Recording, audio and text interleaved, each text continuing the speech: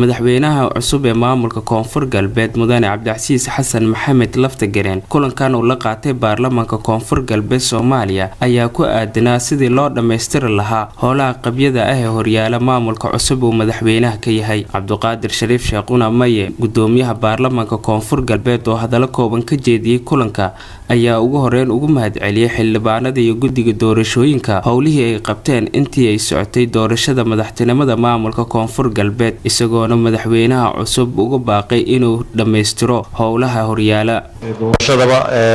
codkiisi mahadcelinta rabay oo halkan uga jeediyo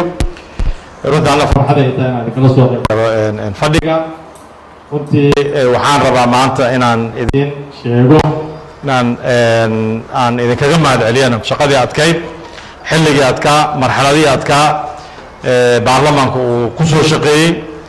marxaladii adkaa soo marnay sida wada jirka ah mar walbana talo naga dhaxaysa aan go'aan uga wada gaarno aanu ku soo marnay insha Allah intaan in ka dheerna inaan sii wada shaqeyno hadduu Ilaahay ka raali noqdo runtii intaan madaxweynaha aan ku soo dhaweynin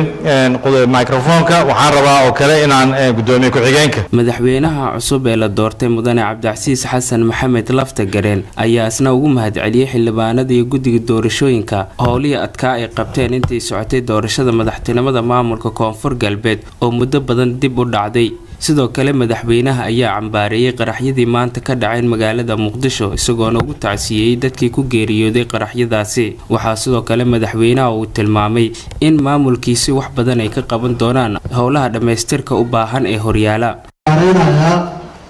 qaraxii maanta ka dhacay magaalada Muqdisho oo dadkii shacabkii Soomaaliyeed iyo shaqaalaha dowladda oo dowladnimo u shaqeynaya nala beegsaday intay ku dhimatay Allah ha naxariisto inta dhaawacana Allah caafiyo ilaahay masiibadooda intaas nooga reebo shabaab masiibo waaye mar labaad iyo mar saddexaad waa cambaareynayna dhibaatada ummadda ka wadana waa iska qaban doonaa insha Allah dadkaas dhulka ku soo gaarayna ilaahay inta dhimatayna ha naxariisto inta dhaawacana Allah caafiyo dadka Soomaaliyeed oo dhan samir iyo iimaan Allah ka siiyo tan labaad anaa idin yeeray xildhibaanada sharafta leh waxaan ugu yeeray maalmihii hore waa idin yeeri jiray waa is arki jiray waxaan horsan jiray inay doorataan waa ku mahadsantihiin waa in doorataan madaxweynihii doorataan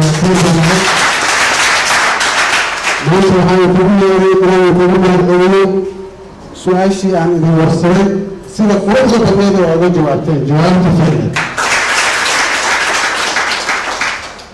runtii wax taariikhaha soo biseen baarlamaanka Koonfur Galbeed si gooni u sharaf u leeyahay waa taariikh sheegay waxaan ku soo shaqeysay daruufo adag iyo amni darro iyo mishaar la'aan iyo xaquuq la'aan tiro badan ku soo shaqeysay laakiin waa u dhabar adeegteen marka maanta waxaa gaartay ilaahay mahadiisa ah dowladda sharaf leeyahay waxaa soo yeelatay gudoomiye baarlamaan laba gudoomiye ku-xigeen aqal sare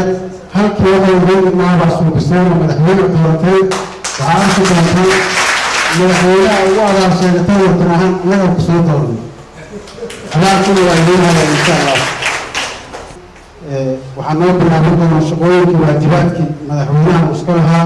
oo dastuuriga ahaa على مسار كذا إيمان دونه